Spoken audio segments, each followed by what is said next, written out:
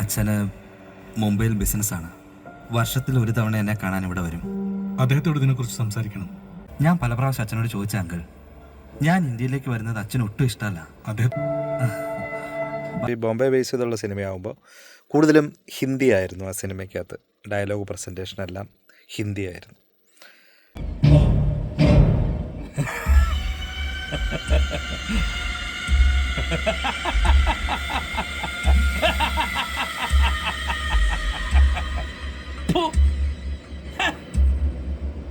सुनो, तुम्हारे मालिक ने मुझे हाथ बांध के मारा. खोलने के बोलो तो सोच रहा है. तूने मेरे हाथ तोड़ा और तेरे साथ इतने लोग हैं, फिर भी तू डर रहा है ना. ആ പേടിയാണടാ വേണ്ടത്. എന്റെ കൈ തല്ലിയോടിച്ച് ഇത്രയും പേര് നിനക്ക് തുണക്കി നിൽക്കുമ്പോ എന്റെ വിലം കഴിക്കുവാൻ നിനക്ക് പേടിയാണല്ലേ? ആ പേടിയാണ് എനിക്കിഷ്ടമായത്. സത്യത്തിൽ വിജയ്ക്ക് വേണ്ടി ഈ ഒരു സീന് ഡബ് ചെയ്യുമ്പോൾ ഞാൻ ഒരുപാട് റിസ്ക് എടുത്ത സീനായിരുന്നു.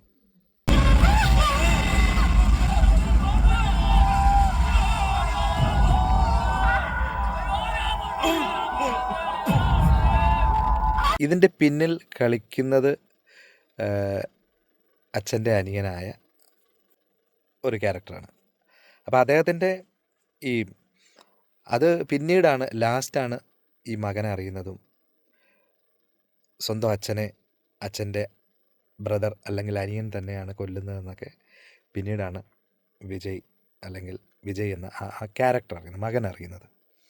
അവസാനം ആ സമൂഹത്തിന് വേണ്ടി അച്ഛനെ പോലെ തന്നെ അദ്ദേഹവും ഒരു വില്ലൻ എന്ന് പറയാൻ പറ്റില്ല, ജനങ്ങളെ സംരക്ഷിക്കാൻ ഒരു സംരക്ഷകനായി മാറുകയാണ് വിജയ് എന്ന് പറയുന്ന മഹാനടൻ.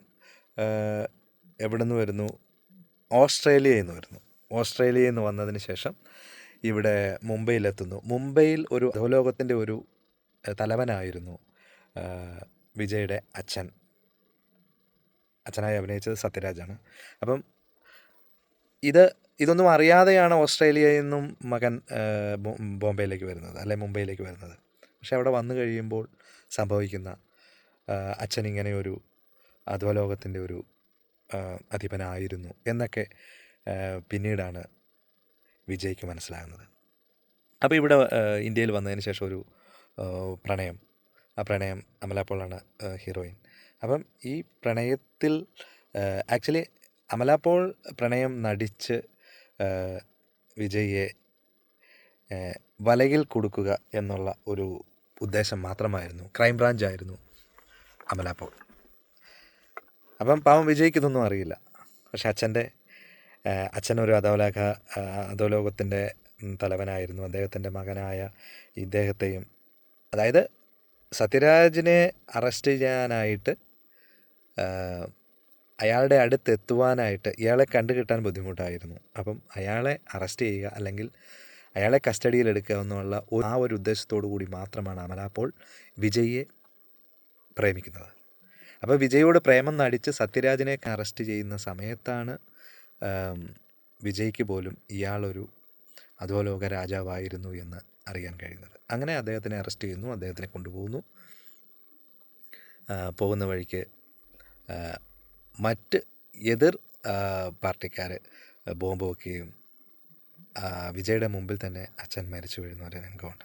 പക്ഷേ ഇത് സത്യത്തിൽ ഈ സിനിമ ഡബ് ചെയ്യുന്ന സമയത്ത് എനിക്ക് ഒരുപാട് മാനസിക ബുദ്ധിമുട്ടുകൾ നേരിട്ടു. കാരണം ചില സീൻസൊക്കെ നമുക്ക് കാണുമ്പം ഡബ് ചെയ്ത് നമ്മളറിയാതെ നമ്മൾ കരഞ്ഞു പോകും ഡബ് ചെയ്യുന്ന സമയത്ത്.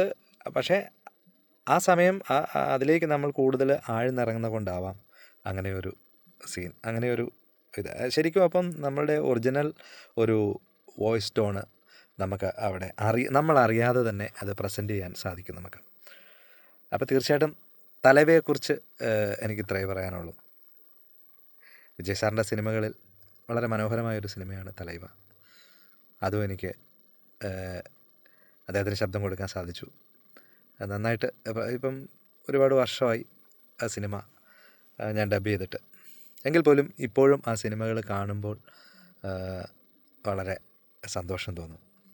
ഇതൊക്കെ ഇപ്പോൾ നമ്മളിരുന്ന് കാണുമ്പോൾ നമുക്കുണ്ടാകുന്ന ഒരു സന്തോഷം, അല്ല ഇങ്ങനെയുള്ള നല്ല നല്ല ക്യാരക്ടറിന് ഡബ് ചെയ്യാൻ സാധിച്ചത്, അതൊക്കെ ഈശ്വരനോടും പ്രേക്ഷകരായ നിങ്ങളോടുമൊക്കെ എനിക്ക് ഒരുപാട് നന്ദിയുണ്ട്.